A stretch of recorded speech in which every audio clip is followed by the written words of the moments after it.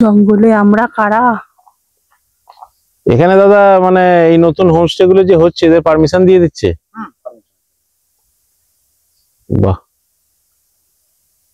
ঘন জঙ্গল। হ্যাঁ দারুণ জঙ্গল। এখানটা দেখো নিঝুম একদম। যারা দেখবার ঠিক দেখছে, ওরা আমরা না দেখতে পাই। হ্যাঁ হ্যাঁ, ওরা চুপচাপ দেখে যাচ্ছে। আর বেশিক্ষণ দাঁড়িয়ে লাভ নেই নাকি? অরণ্য প্রকৃতির এক বিস্ময়কর সৃষ্টি, আর যার মাধ্যমে সে লালন করে জীবজগৎ তথা এই মানুষ সমাজকেও।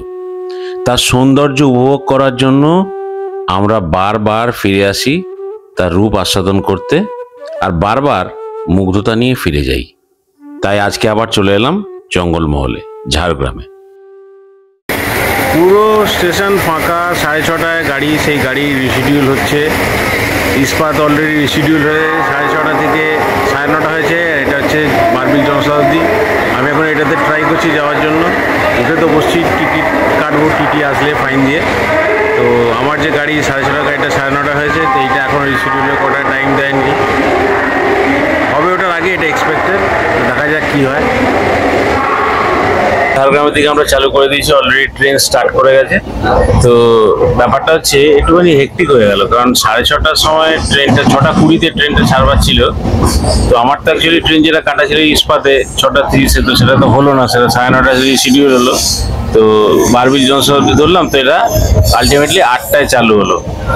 কোনো রকম টেকনিক্যাল ফল্ট, কিন্তু আলটিমেটলি চালু হলো। তখন চালু যখন হয়েছে, এটা এখন চলে যাবে, কারণ এটা স্টপ মেসেজ নেই কিছু। ফার্স্ট স্টপটাই খড়গপুর করো, খড়গপুর থেকে ঝাড়গ্রাম যেতে খুব জোর 20 থেকে 25 মিনিট লাগবে। তো এক্সপেক্টেড টাইম হচ্ছে 8টা থেকে 10:30, 11:15 মধ্যে ম্যাক্সিমাম পৌঁছে যাওয়া উচিত। তো অলরেডি হোটেল থেকে ফোন টোন চলে এসছে যে লাঞ্চ করবেন কিনা, এইসবগুলো আমরা চিন্তা ভাবনা করছি।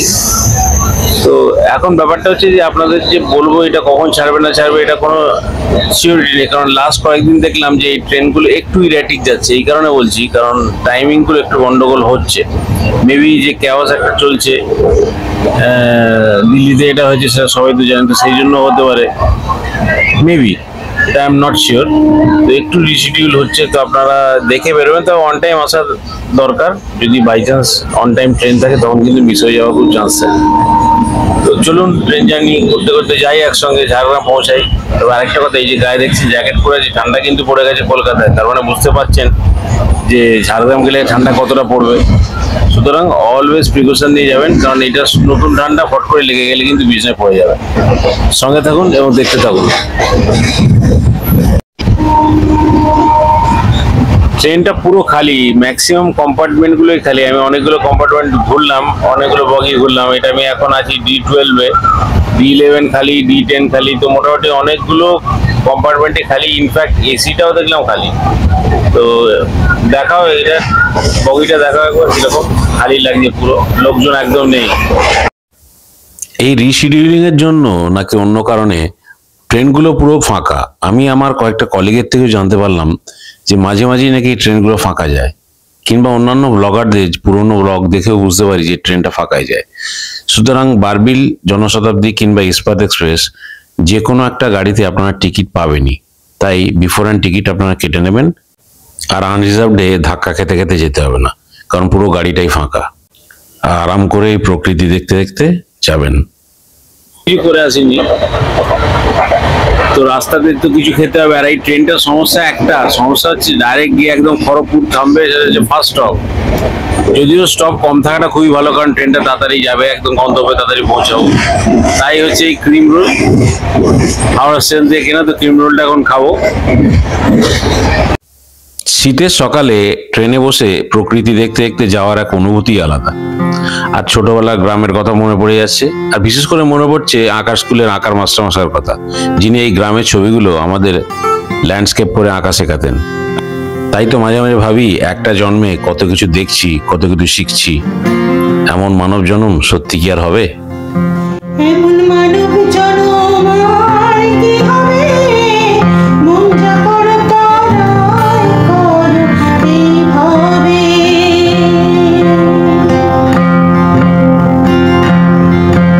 এমন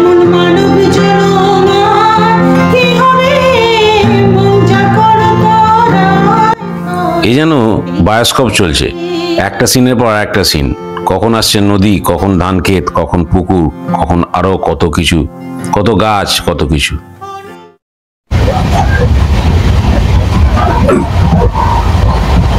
আলটিমেটলি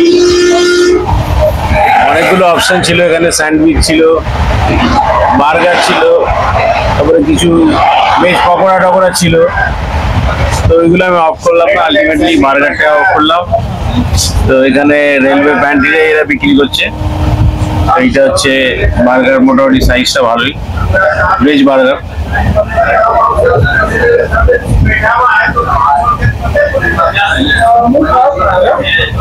ফার্স্ট বাইকটা নিয়ে বলছি।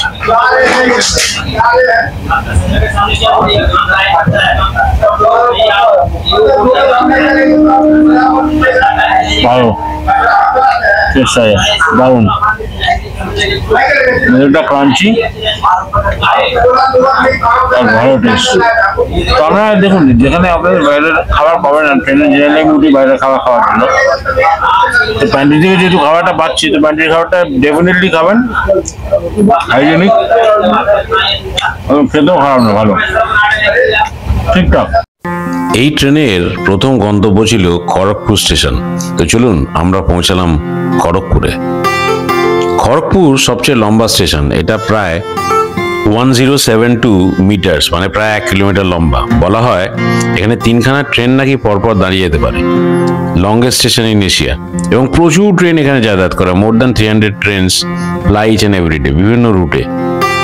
খড়গপুর থেকে এগোবার পরেই টোপোগ্রাফিটা আস্তে আস্তে চেঞ্জ হতে লাগলো, গ্রিনটা একটু অন্যরকম হতে লাগলো, আর চালু হলো জঙ্গল মহল, অর্থাৎ জঙ্গল। এই জঙ্গলগুলো দেখেই বুঝতে পারা যায় শালের জঙ্গল মানে ঝাড়গ্রাম। এই শালের জঙ্গল একমাত্র ঝাড়গ্রাম, বেলপাহাড়ি এসব এরিয়াতেই থাকে।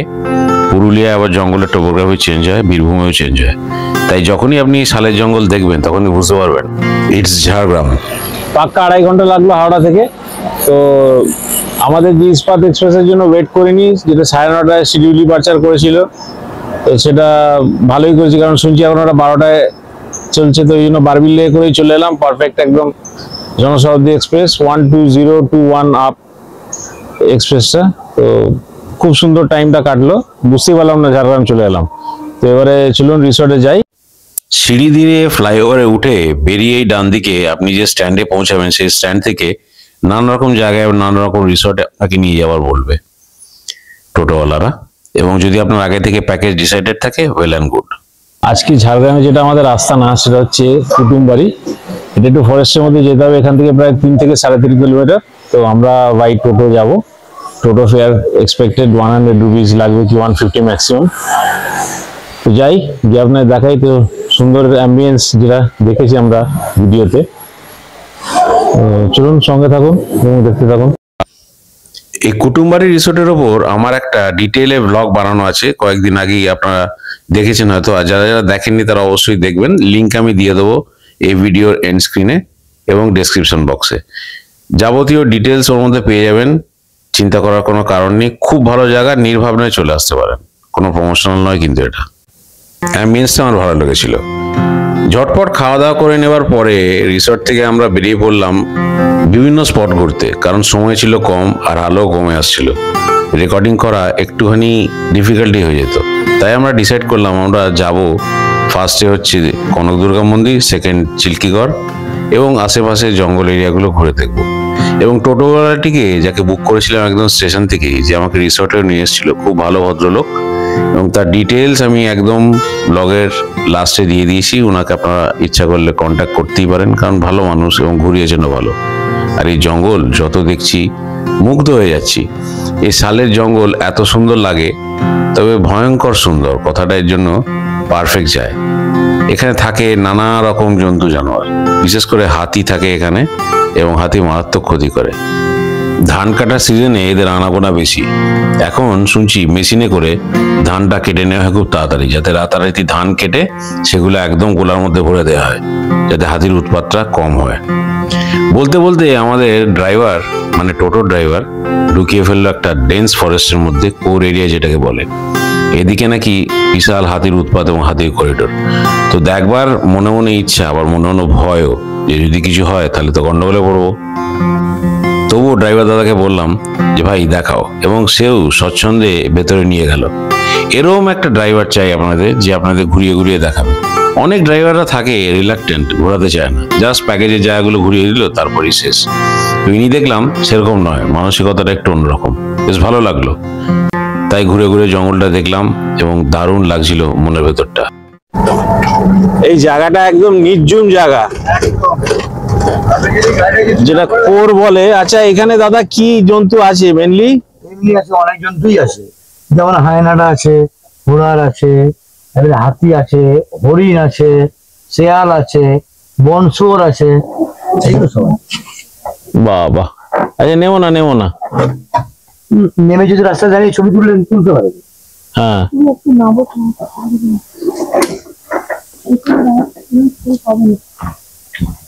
আরেকটা জায়গা আছে, এখানে ছবি তুলতে খুব সুন্দর ছবি।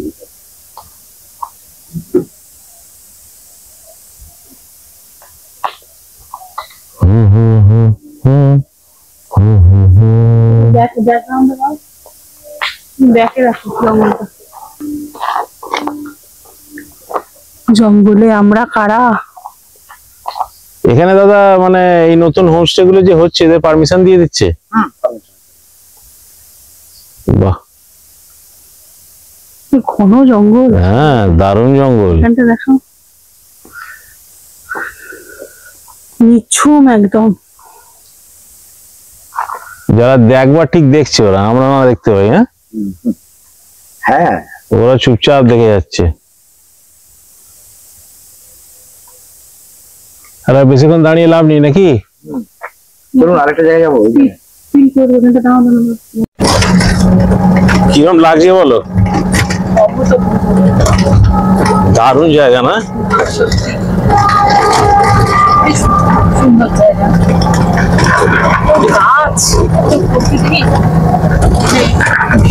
আর এত জার্কিং হচ্ছে, জাস্ট টোটোতে যাচ্ছি বলে আমাদের জার্কিং হচ্ছে। আর আপনারা এখানে অবশ্যই আসবেন। এই জঙ্গলটার নামটা দাদা একবার বলবেন? কেন্দুয়ার জঙ্গল। এই কেন্দুয়ার জঙ্গলে আসবেন যখন চিল্কিগড় কিংবা কনক দুর্গা মন্দিরে আপনারা পুজো দিতে আসবেন, কিংবা চিল্কিগড় দুর্গ দেখতে আসবেন, ফোর্ট দেখতে আসবেন, তখন রাস্তা দিয়ে পড়ে এই জঙ্গল। তো এই জঙ্গলে অবশ্যই আসবার চেষ্টা না, আসবেন একটু। যে টোটোওয়ালার সঙ্গে আসবেন তাকে রিকোয়েস্ট করবেন, নিয়ে আসবেন। নাহলে আমাদের যিনি নিয়ে এসছেন তার নাম্বার তো আমি দিয়েই দেবো, এনাকেও কন্ট্যাক্ট করতে পারেন, ফুল প্যাকেজে ঘুরিয়ে দেবে। আর দরদাম কি আপনারা করে নেবেন, ভালো ঘোরাবে। এই জঙ্গলগুলো দেখবেন, মনটা খুব আনন্দ পেয়ে যাবেন। এত সুন্দর গ্রিন, আমি মানে কথা বলতে পারছি না, ভাষা পাচ্ছি না। তুমি একটু বলো। কি বলবো, মানে আমাদের এলাকার খুব কাছে কাছে এত সৌন্দর্য লুকিয়ে আছে। আমরা তো এখানে ওখানে অনেক জায়গায় ঘুরে বেড়াই। আমরা সত্যি করে আমরা দুজন মিলেও তো আমরা মানে ভারতবর্ষের বিভিন্ন জায়গায় ঘুরে বেড়েছি, বিভিন্ন জঙ্গল। সাউথ ইন্ডিয়া গেছি, নর্থ ইন্ডিয়া গেছি, কিন্তু আমাদের পশ্চিমবঙ্গের মধ্যে এত যে সুন্দর, এত প্রাকৃতিক পরিবেশের মধ্যে আপনি ঘুরতে পারবেন, এত সৌন্দর্য, আপনার মনোমুগ্ধকর পরিবেশ বলতে। এইটাই বিউটিফুল জায়গা, চেষ্টা করবেন আসবার এখানে, সঙ্গে থাকুন। এটা এলিফ্যান্ট করিডোর, দেখুন এটা হাতি পাড়াপাড়ের জায়গা। অ্যাকচুয়ালি এতক্ষণ যেখানে ঢুকেছিলাম হাতি পাড়াপাড়ের জায়গা, ডেন্স ফরেস্ট, একদম এলিফ্যান্ট জোন। আর সবচেয়ে বড় কথা হচ্ছে, ও দেখছে, আমরা ভাবছি হয়তো কেউ নেই, পুরো ফাঁকা, কিন্তু যারা লক্ষ্য করবার তারা ঠিক লক্ষ্য করছে।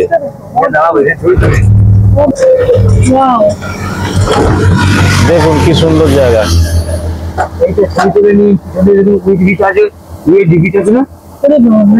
দারুণ একটা জায়গা, দেখুন অস্বাভাবিক একটা গাছের গুড়ি, দেখুন এটা ভেতর থেকে খেয়ে গেছে, আবার এটা জড়িয়েছে। হ্যাঁ, গাছটা বেঁচে আছে না? অস্বাভাবিক, দারুণ জিনিস। আর ওই যে দূরে দেখছেন উইয়ের ঢিপিটা, বিশাল উইয়ের ঢিপি, এইদিকেও ছোট ছোট কিছু আছে। আর ওই যে দূরে ওটা,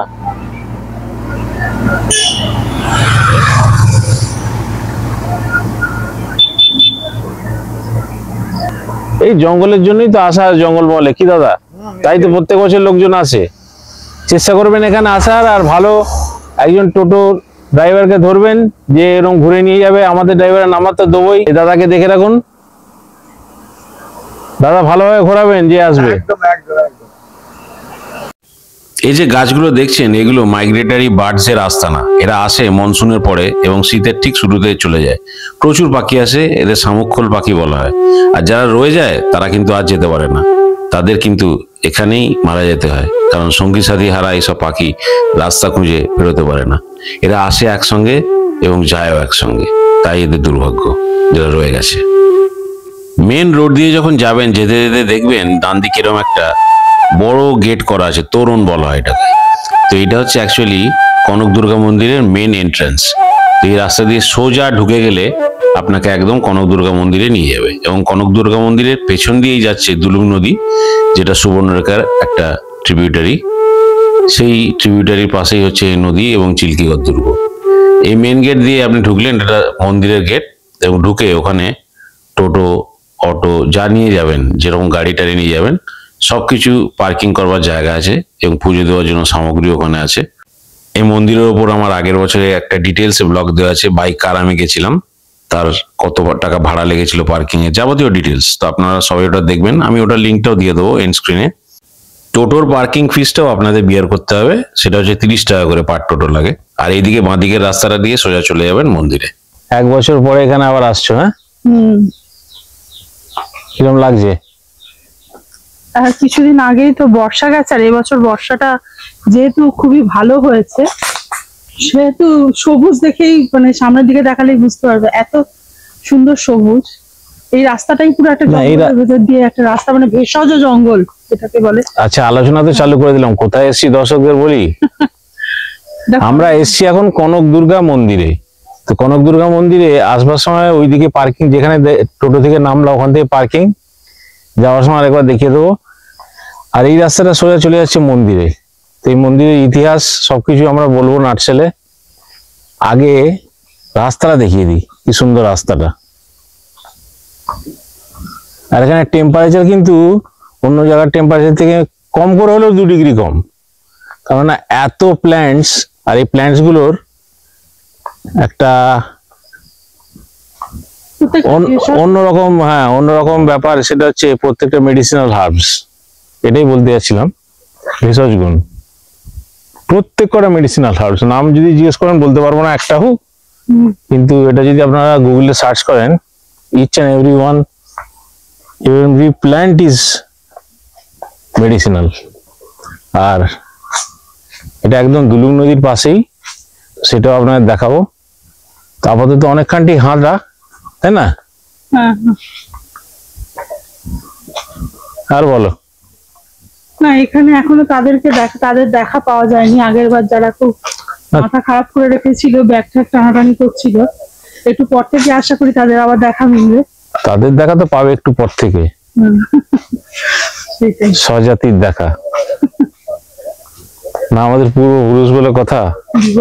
বিবর্তনের পর বিবর্তন, তারপরে এই যে আমরা দাঁড়িয়ে আছি। ঠিক, ভুললে চলবে কেন? ইনফ্যাক্ট ভুললে চলবে কেন? সমস্যা ওটাই, যখন আপনার ব্যাগ ফ্যাগ ধরে টানাটানি করে তখনই প্রবলেম হয়। সেটাই। এই দেখো এখানে কোনো একটা একটা ফল, এটা কি ফল জানি না, লাল লাল, অনেকটা আপেলের মতো দেখতে। এটা কি? বিভিন্ন মেডিসিনাল হার্বস, মেডিসিনাল প্ল্যান্টস এখানে আছে প্রচুর।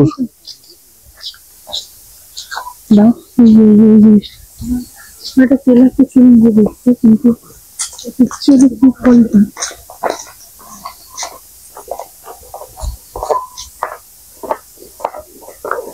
খুব সামনে থেকে ওইটা দেখতে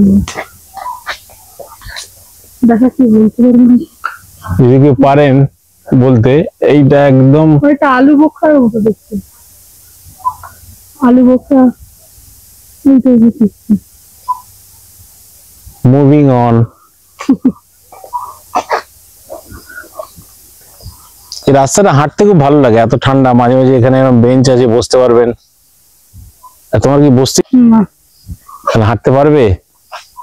আসলে আমরা অ্যাকচুয়ালি লাঞ্চটা করেছি, টাইম যেহেতু শর্ট, সঙ্গে সঙ্গে বেরিয়ে পড়েছি। আপনারা প্রোগ্রামটা কিরকম করবেন দেখুন, যেদিন আপনারা এলেন ধরুন ঝাড়গ্রামে, হোটেলে চেক ইন করলেন, চেক ইন করার পরে যখন আপনারা স্টেশনে নামবেন, মানে যারা ট্রেনে করে আসবেন সে তাদের জন্য বলছি, যারা স্টেশনে নামবেন তারা নেমে একটা টোটো বুক করে নেবেন, কন্ট্যাক্ট করে নেবেন রিজার্ভ একদম, যে ভাই আমাদের রিসর্টে কিংবা হোটেলে ছাড়ো, আমরা ফ্রেশ হবো, আধা ঘন্টা 1 ঘন্টা টাইম লাগবে, তারপর আমরা বেরিয়ে যাবো। সেদিনই প্রোগ্রামটা করে ফেলবেন, তাহলে কি হবে, খুব কম টাইমের মধ্যে একদিনের মধ্যে পুরো ঝাড়গ্রামটা ঘুরতে পারবেন। কি ঠিক বললাম তো?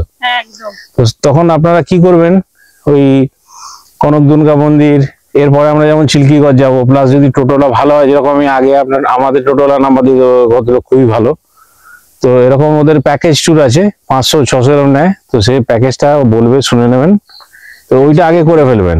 ঝাড়গ্রামে ঘোরার মতো অনেকগুলো জায়গা আছে যেটা একদিনে কভার আপনি করতে পারবেন না।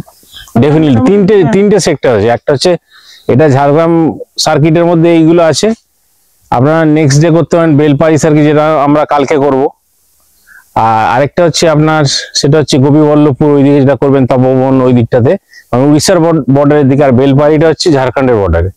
না সেইটা ছাড়াও আমি বলছি ঝাড়গ্রাম জু, খোয়াবগা, আরো যে জায়গাগুলো আছে, মানে সাবিত্রী মন্দির, যেগুলো যেগুলো এরা প্যাকেজ হিসাবে বলে, একদম একদম একদম, আগের বার আমরা করেছিলাম। ওইটা টোটালটা করতে গেলে একটা দিন পুরো লাগবে। এটা পুরো প্লাস্টিক ফ্রি জোন।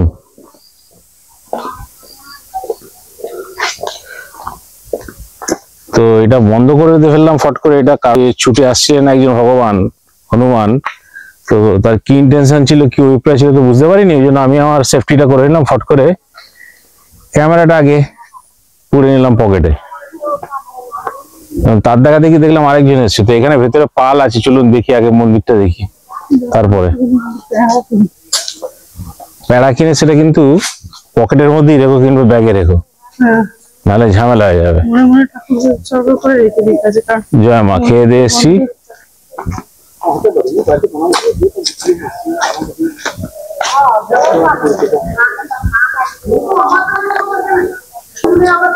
এই হচ্ছে মন্দির। কনক দুর্গা মন্দির প্রায় 500 বছর পুরনো। রাজা গোপীনাথ সিং এর আন্ডারে এটা তৈরি হয়েছিল এই দুলুং নদীর তীরে, এবং প্রথম পূজারী এখানে ছিলেন রামচন্দ্র সারঙ্গী, যিনি এসেছিলেন উড়িষ্যা থেকে, এবং তার বংশধরেরা আজ পর্যন্ত এখানে পুজো করে যাচ্ছে। ঠাকুরটি গোল্ডের ঠাকুর ছিল, এখন অষ্টধাতুর ঠাকুর, কারণ 2006-07-এ যখন মাওয়িস্ট অ্যাক্টিভিটি হয়েছিল তখন এই ঠাকুরটা চুরি যায় 2 বার। শোনা যায় দুর্গাপুজোর সময় এক সময় নরবলি হতো এবং তার রক্ত দুলুং নদী পর্যন্ত ভেসে যেত। এখন আর নরবলি হয় না, এখন ছাগল বলি হয়। নবমীর দিন রাত্রিবেলা, অষ্টমীর দিন রাত্রিবেলা গভীর জঙ্গলে, এবং রাজ বংশের লোকজনেরাই থাকে ওখানে, আম জনতাকে ওখানে থাকতে দেওয়া হয় না। এই যে জায়গাটা দেখছেন, এই জায়গাটায় বলি দেওয়ার জায়গা, এবং ভেতরে বিভিন্ন রকম হোমযজ্ঞ হয়, বিভিন্ন রকম তিথিতে হয়, দুর্গাপুজোর সময় তো হয়ই। খুব পবিত্র জায়গা। আমি এখানে পুজো দেওয়ার স্কোপটা এবারে পেলাম, আগের বারে পাইনি, তো এবারে বেশ ভালো লেগেছিল। তো সেইটা আপনাদের দেখাতে পারলাম না, কারণ মন্দিরটা জাস্ট এই পর্যন্তই দেখাতে দেয়, এরপরে আর ঠাকুর দেখাতে দেয় না, আর কিছু দেখাতে দেয় না। তো এই হচ্ছে মেন মন্দির, নাট মন্দির, যেটা সামনেটা যেখানে হোমযজ্ঞটা হয়, এবং পাশে যেটা মন্দিরটা আছে ওই মন্দিরটা একটা অরিজিনাল মন্দির আছে, ওটা দেখাবো। আর এই টোটাল ডিটেলসটা কিন্তু আপনারা বারবার বলছে আগের ব্লগটা দেখবেন, আমার যেটা লিঙ্কটা আমরা দিয়ে দিয়েছি, মানে ঝাড়গ্রাম বাই কার বলে একটা লিঙ্ক আছে, তো ওইখানে আপনারা দেখবেন, আরো ডিটেলসে করা আছে। তখন লোকজন আরো বেশি ছিল এখানে, তো এখন ফাঁকা, যেহেতু আমি একদম এন্ড টাইমে গেছি। তো এই পর্যন্তই আমার এন্ট্রি ছিল, এরপরে আর আমাকে শুটিং করতে দিল না। এরপরে পুজোটাও আমি দিলাম, কিন্তু দুর্ভাগ্যবশত আপনাদের সঙ্গে শেয়ার করতে পারলাম না, কারণ ভিডিও করতে পারিনি। আমরা কনক দুর্গা মন্দিরে পুজো দিলাম। তো কনক দুর্গা মন্দিরে সমস্যাটা হচ্ছে, আপনি ভেতরে মন্দিরের ছবিটা তুলতে পারবেন বাইরে থেকে, কিন্তু ভেতরে ঠাকুরের ছবি তুলতে পারবেন। তো আগের বারে যদিও ভিড়ের মধ্যে আমি তুলেছিলাম একটু, আপনি দেখতে পারবেন, আগের ভিডিওটা আমি লিঙ্কে দিয়ে দেবো। তো এইবারে তো একদম অ্যালাউ করলো না, আর মন্দির একদম ফাঁকা। পুজো বেশ দিলাম ভালোভাবে, খারাপ লাগলো না খুব দিতে, একদম সামনের দিকে মায়ের মূর্তিটা দেখলাম। এই হচ্ছে পুরোনো মন্দির, যেটাকে আবার রিনোভেট করা হয়েছে। অ্যাকচুয়ালি বলা হয় এই যে মন্দিরটা, এই মন্দিরটার গায়েতে একটা বড় বিদ্যুৎ, মানে একটা বড় থান্ডার স্ট্রাইক হয়েছিল, যার ফলে ফেটে যায়।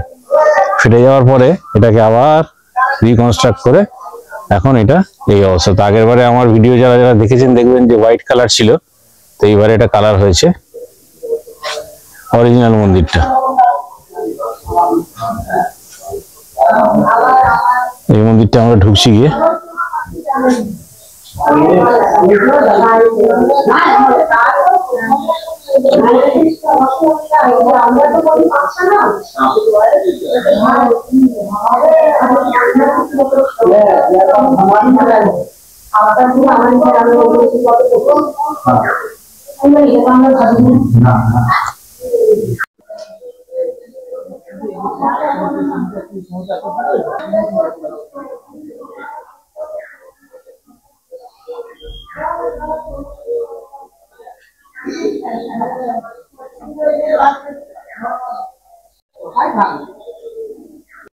আর এই দিকটা হচ্ছে দুলুং নদী যাওয়ার যে রাস্তা। আমি আর নামছি না, কারণ অনেকটা অন্ধকার অন্ধকার হয়ে গেছে রাস্তা। দুলুং নদী আপনাদের দেখিয়ে দেবো।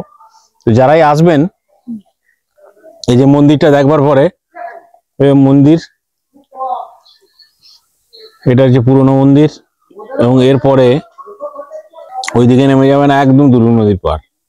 যারা না দেখেছেন আমরা একটু দেখবেন, আমি তার লিঙ্কটা ডেসক্রিপশন বক্স এবং এন্ড স্ক্রিনে দিয়ে দেবো, অবশ্যই দেখবেন। ওটা ডিটেইলে করা আছে একদম। তো এটা একটু তাড়াহুড়ো করেই করলাম, কারণ কম টাইম, আর শীতকাল বলে বেড়াটা ছোট, অন্ধকার হয়ে যাবে, আলো পাবো না। সঙ্গে থাকুন। এবার আমরা যাই, চলুন গিয়ে চিল্কিগড় রাজবাড়িটা দেখি। আবার ঘুরবে সন্ধ্যা 6টার সময়। এর পরের গন্তব্য ছিল আমাদের চিল্কিগড়ের রাজ প্যালেস, মানে রাজবাড়ি। আর ওই রাজবাড়িতে যাওয়ার সময় রাস্তার উপরেই পড়বে এই দুলুং নদী। ওই দুলুং নদী মন্দিরের পেছন দিয়ে এসছে, যেটা দেখাতে পারলাম না আপনাদের। এই হচ্ছে সেই দুলুং নদী। বর্ষাকালে ভরা থাকে একদম, এখন শীতকাল, এখন তাই একদম জল নেই, শুকনো, অল্প অল্প জল আছে। তো আমরা আগের বছর যখন এসেছিলাম তখন জল বেশ ভালোই ছিল, ফোর্সটা ভালো ছিল, তবে মনসুন সে পুরো ভরা থাকে। তো এই হচ্ছে নদী, ওইদিকে মন্দির, আর মন্দিরের পেছন দিয়ে এই নদী এসছে। রাস্তা বড্ড আনডিউলেটিং এবং রাস্তা খুব খারাপ, কনস্ট্রাকশন চলছিল রাস্তাতে, তাই এত জার্কিং হয়েছে, ভিডিওটা খুব নড়েছে। তো তার জন্য আমি আপনাদের কাছ থেকে ক্ষমা চেয়ে নিচ্ছি, কিন্তু কিছু করার নেই। আমি অনেক স্টেবিলাইজ করার চেষ্টা করেছি, কিন্তু স্টেবিলাইজ করতে পারলাম না। যতটা পেরেছি আপনাদের কাছে উপস্থিত করলাম।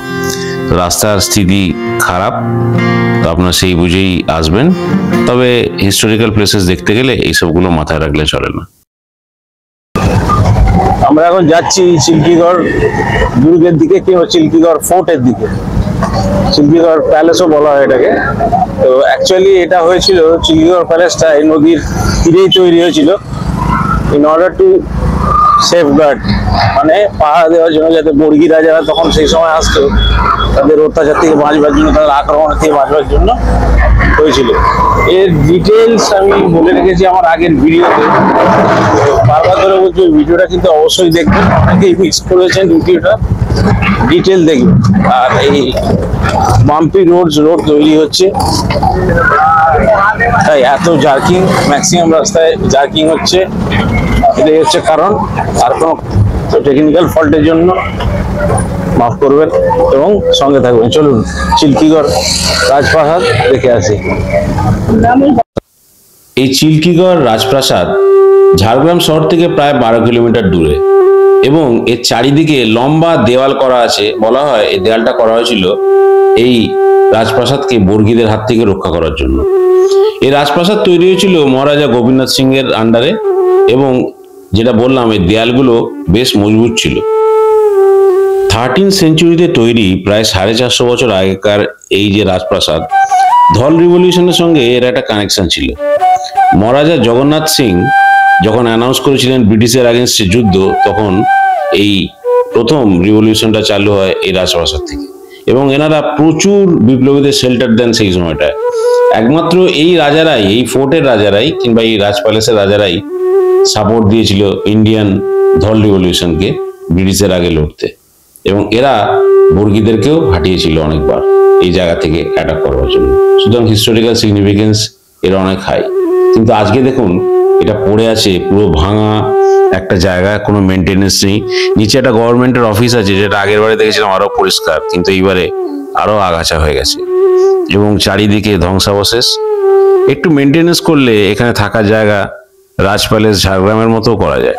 শুনেছি নাকি এখন কিছু ঘর এখানে রিপেয়ারিং করে রাখা হচ্ছে, তবে রিউমার্স আছে এখানে নাকি প্যারানর্মাল অ্যাক্টিভিটিস আছে। তো আই এম নট শিওর, সবাই যারা যারা শুনেছেন তারা আরো ভালোভাবে বলতে পারবেন, কিংবা যারা পড়েছেন এ ব্যাপারে আর বলতে পারবেন। আমি জাস্ট একটা রিউমার শুনেছি, কিন্তু এখানে আসা উচিত এবং আমার মতে এখানে একটা টিকিট করে দেওয়া উচিত যাতে এই জায়গাটার মেনটেনেন্স হয়। এখানকার যারা মহারাজার বংশধর তারা যদি এখানে গভর্নমেন্টের সঙ্গে একটা চুক্তি করে এখানে সিস্টেম করেন যে টিকিট করে ঢুকতে হয় ভেতরটাতে, তাহলে জায়গাটা মেনটেনও থাকে এবং হিস্টোরিক্যাল সিগনিফিকেন্স গুলো আস্তে আস্তে যেগুলো বিলুপ্ত হয়ে যাচ্ছে সেগুলো কিন্তু গ্লোরিফাইড ভাবে রাখা যায়, খুব সুন্দরভাবে মেনটেন করা যায়। কারণ এটা আমাদের বাংলার হিস্ট্রি, এই হিস্ট্রি অনেক কিছু শেখাবে আগামী প্রজন্মকে। নালে একটা সময় আসবে যেখানে ধ্বংসাবশেষ হয়ে থাকবে, আর কিছু দেখতে পাবো না আমাদের পরের প্রজন্ম। অলরেডি এর তোরণটা ভাঙতে চালু করে দিয়েছে, বাইরে রাস্তা হচ্ছে এত সুন্দর কিন্তু ভেতরটা মেনটেন নেই। আর এই বট গাছটা তার একটা জলজান্ত এক্সাম্পল, কত শতাব্দী ধরে আছে এবং কত যুদ্ধ দেখেছে, কত কিছু দেখেছে এর হিস্ট্রি। চিল্কিগড় তারই এক নিদর্শন। অবশ্যই চিল্কিগড়ে আসবেন, খুব সুন্দর সময় কাটবে। গ্রাম বাংলার কিছু টুর্নামেন্ট ক্রিকেট বা ফুটবল হয় না, আর এই টুর্নামেন্ট এক অসাধারণ টুর্নামেন্ট। তাই টোটোওয়ালা আমাদের দাঁড় করালো আর দেখলাম কিসের টুর্নামেন্ট।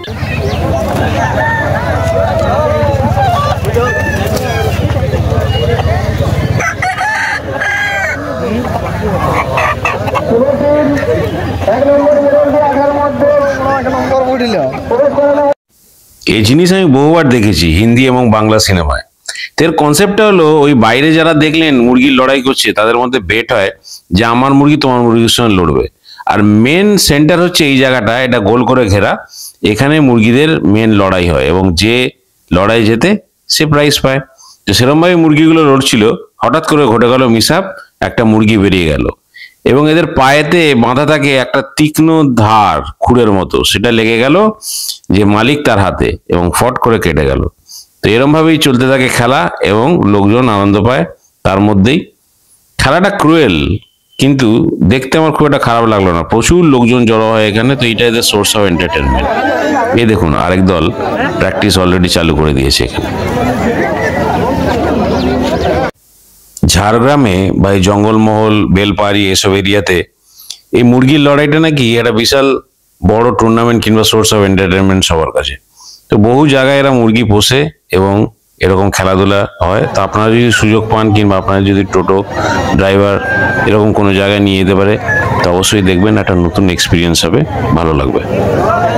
তবে খুন খারাপটা আমি একটু মাইনাসই করলাম, তাহলেও ওভারঅল ভালোই লেগেছিল আমার। আজকে যে টোটো দাদার সঙ্গে আমরা ঘুরলাম, ইনি হচ্ছে টোটোর মালিক, ইনি আমাদেরকে ঘোরালেন। আমরা চিল্কিগড় গেলাম, কনক দুর্গা মন্দির গেলাম, এছাড়া আরো বিভিন্ন জায়গায় আমাদের ঘোরাচ্ছে। তো ওনার মুখ থেকে শুনে নিল না প্যাকেজ এবং নাম্বারটা প্লিজ এদের বলবেন। হ্যাঁ, আমাদের ঝাড়গ্রামে যে লোকাল সাইট সিন যেটা ঘোরানো হয় সেটা হচ্ছে চিল্কিগড়ের কনক দুর্গা মন্দির, ডুলুং নদী, চিল্কিগড় রাজবাড়ি। রাস্তায় দুটো দুটো জঙ্গল পড়বে। ঝাড়গ্রামের যে ট্রাইবেল মিউজিয়াম, সাবিত্রী মন্দির, ঝাড়গ্রাম রাজবাড়ি, তারপর হচ্ছে জঙ্গলমহল জিওলজিক্যাল পার্ক, আর একটা জায়গা আছে সেটা হচ্ছে খোয়াবদা, একটা আদিবাসীদের ছোট্ট গ্রাম। দেখলে ঘুরলে খুব ভালো লাগবে আপনাদের। তো এরকম ভাবে আপনি সারাদিন মোটামুটি 4-5 ঘন্টা টোটাল লাগে নাকি? প্রায় 6 ঘন্টার মতো সময় লাগে। 6 ঘন্টা মানে আপনি মোটামুটি 10টার সময় মানে এরা টুরিস্টরা যায়, তাহলে সারাদিনের মধ্যে জিনিসটা কমপ্লিট হবে? হ্যাঁ, সারাদিন লেগে যায়। আচ্ছা, এবারে মাঝখানে আপনারা লাঞ্চটা করিয়ে দেন? হ্যাঁ, মাঝখানে দুপুরবেলা লাঞ্চ আছে, তখন 1 ঘন্টা ব্রেক থাকে। বাহ, খুব ভালো। তারপরে শেষ হতে 4:30-5টা বেজে যায়। 4:30-5টা বেজে যায়। আমি তো খুব ভালো ঘুরেছি ইনার সঙ্গে। আচ্ছা, আপনি নাম্বারটা বলুন। আচ্ছা, আমার নাম্বার আছে 8918370905। ধন্যবাদ। এই হচ্ছে আমার ফোন নাম্বার। আপনারা এখানে অবশ্যই এই দাদাকে কন্ট্যাক্ট করবেন। ইনি মানে ঝাড়গ্রাম স্টেশনে এনাকে পেয়ে যেতে পারেন। আগে থেকে কন্ট্যাক্ট করে আসবে, তারা দাঁড়াবার সিন থাকে না, ওভারব্রিজ থেকে আপনাদের নিয়ে নেবেন। হ্যাঁ, একদম ঠিক আছে। আর ভালোভাবে ঘুরবেন আর ফিডব্যাকটা অবশ্যই দেবেন। ভালো থাকবেন। আমি শুভ্রজিৎ বলছি, আর আপনারা দেখছেন আমার চ্যানেল এক্সপ্লোর উইথ শুভ্রজিৎ। যদি এই ব্লগটা ভালো লাগে তাহলে অবশ্যই লাইক, শেয়ার, কমেন্ট এবং সাবস্ক্রাইব করবেন এবং খুব ভালো থাকবেন আর সুস্থ থাকবেন আর আমাকে অবশ্যই সঙ্গে রাখবেন।